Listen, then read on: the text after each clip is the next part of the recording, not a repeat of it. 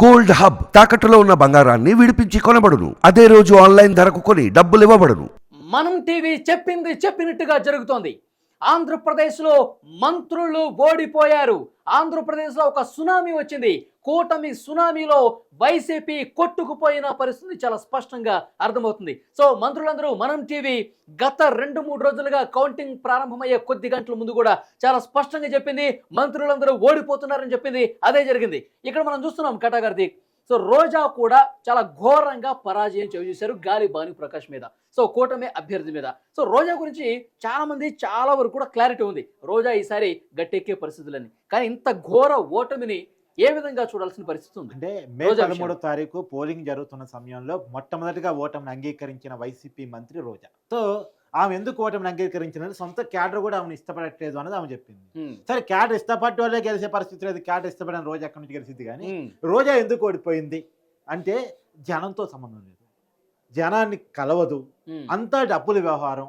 పైగా కేవలం జగన్మోహన్ రెడ్డి మోచేత నీరు తాగటం కోసం, ఆయన ఇచ్చే పదవుల ప్రాపకం కోసం కేవలం బూతులతో ఇష్టం వచ్చినది ప్రతిపక్ష నాయకులను తిట్టడం, ప్రతిపక్షాల్లో ఉన్న వాళ్ళ మీద విరుచుకుపట్టడం, నారా లోకేష్ని తిట్టడం, చంద్రబాబు నాయుడిని తిట్టడం.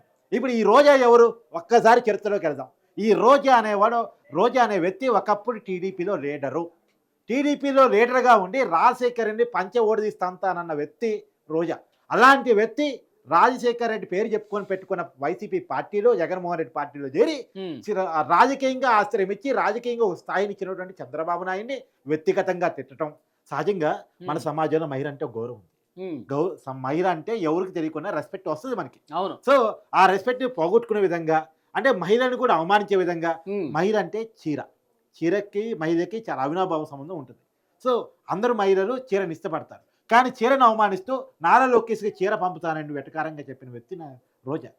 ఏదైతే రోజా తన స్వయంకృత అపరాధాలు ఉన్నాయో, ఏదైతే ఈరోజు ఏదో మంత్రి పదవి ఇచ్చాడు, ఎమ్మెల్యే పదవి ఇచ్చాడని చెప్పి జగన్మోహన్ రెడ్డి ప్రాపకం కోసం ఇష్టం వచ్చినట్టు మాట్లాడిన మాటలు ఏవైతే ఉన్నాయో అవి రోజా పరువును తీశాయి.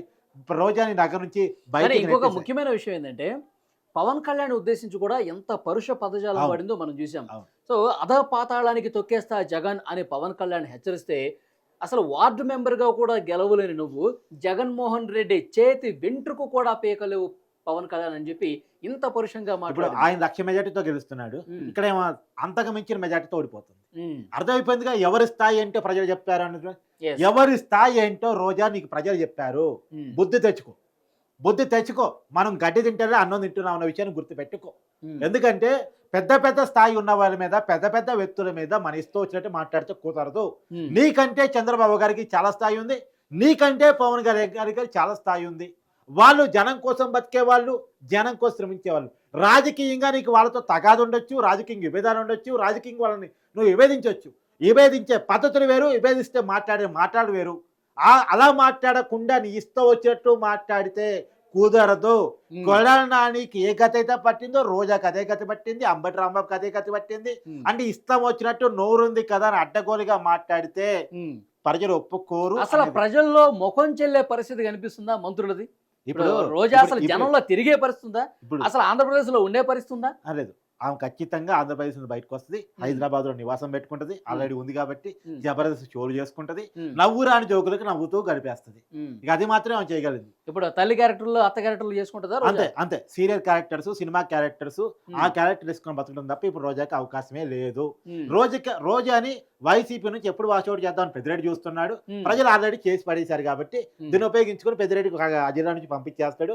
సో రోజాకి పొలిటికల్ లైఫ్ కొలాప్స్ అయింది ఒక రకంగా చెప్పి. ఇప్పుడు Pawan Kalyan part time politician అని చెప్పి పెద్ద ఎత్తున విమర్శలు చేశారు ఇలాంటి వాళ్ళు. ఇప్పుడు వీళ్ళు పార్ట్ టైం కూడా పనికిరారేమో ఇప్పుడు. అంతే కదా, పార్ట్ టైం కూడా పనికిరారు. ప్రజలకు వద్దు నాయకు వీళ్ళు. అంటే ఒకటి గుర్తుపెట్టుకోండి, 150 సీట్తో బ్రహ్మాండమైన అధికారం ఇస్తే ఎంత బాధ్యతాయుతంగా ఉండాలి, మరి ఎంత హుందాగా ఉండాలి. నీ స్థాయి పెంచాలి కదా. అది పోయి ఇష్టం వచ్చినట్టు మాట్లాడి, అడ్డగోలుగా మాట్లాడి, లేడీస్ వింటానికి కూడా ఇబ్బంది పడే పరిస్థితిలో ఒక లేడీ మంత్రిగా ఉన్నటువంటి రోజా మాట్లాడటం అది నిజంగా చాలా బాధాకరం. అందుకని నగరి ప్రజలు బుద్ధి చెప్పారు. రోజాని వద్దు పో, ఆంధ్రప్రదేశ్ ఖాళీ చేయి, అన్నపూర్ణ రాష్ట్రంలో నీలాంటి వాళ్ళకి అవకాశం లేదు అని చెప్పారు.